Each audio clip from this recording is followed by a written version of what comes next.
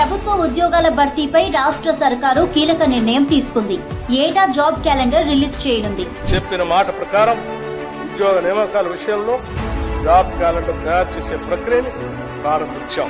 Assembly ఎన్నికల్లో ఇచ్చిన హామీ మేరకు 2 లక్షల ప్రభుత్వ ఉద్యోగాలను భర్తీ చేసేందుకు రాష్ట్ర సర్కారు ప్లాన్ చేస్తుంది. 2 లక్షల ప్రభుత్వ ఉద్యోగ ఖాళీలను భర్తీ చేసే బాధ్యత మాది.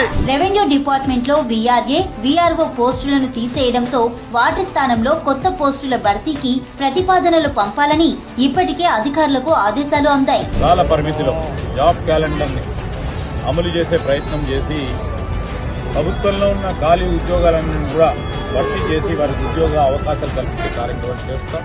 ఇక అధికారంలోకి వచ్చిన నాటి నుంచి ఇప్పటి వరకు 30,000కు పైగా మందికి ప్రభుత్వం ఉద్యోగ నియామక పత్రాలను అందించింది. Medical and health recruitment board పరిధిలో 6,956 staff nurse, police recruitment board ఆధ్వర్యంలో 14,099 కానిస్టేబుల్ పోస్టులను భర్తీ చేసింది.